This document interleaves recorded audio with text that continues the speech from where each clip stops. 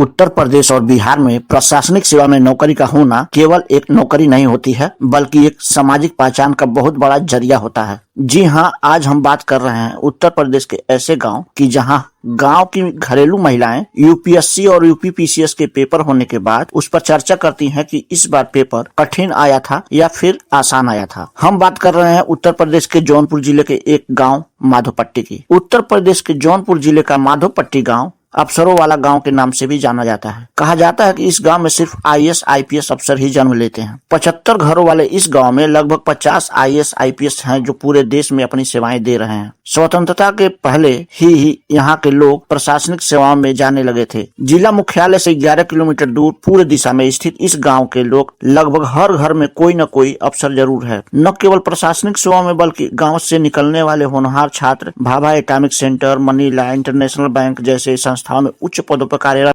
गांव की आबादी महज 800 है, जिसमें सबसे ज्यादा संख्या राजपूतों की है। माधोपट्टी गांव का एक बड़ा सा प्रवेश द्वार गांव को खास होने का एहसास कराता है। यह गांव देश के दूसरे गांव के लिए रोल मॉडल है। खास बात यह है कि इस गांव में कोई भी कोचिंग सेंटर नहीं है। इसके बावजूद कड़ी मेहनत और लगन से युवा बुलंदियों को छू रहे हैं। माधोपट्टी के एक शिक्षक के अनुसार इंटरमीडिएट से ही आईएएस आईपीएस की तैयारी यहाँ के बच्चे शुरू कर देते हैं। माधोपट्टी गाँव के बेटे ही नहीं बल्कि बेटियों और बहुओं ने भी गाँव का मान बढ़ाया है। स्वतंत्रता के बाद 1952 में इंदु प्रकाश सिंह गांव के पहले आईएएस अफसर बने, जो फ्रांस सहित कई देशों में राजदूत बने। यह गांव अपने आप में अनोखा है। यह सोचने वाली बात यह है कि क्या भगवान सारे इंटेलिजेंट बच्चे यही पैदा करते हैं? नहीं साहब, वो भी हमारे ही जैसे सामान्य होते हैं। तो फिर वो अधिकारी और हम मजदूर कैसे? देखिए साहब, यह सब संगत का प्रभाव होता है। हम जैसे संगत में रहते हैं उसका प्रभाव हमारे मन, मस्तिष्क और व्यवहार पर साफ दिखाई देता है।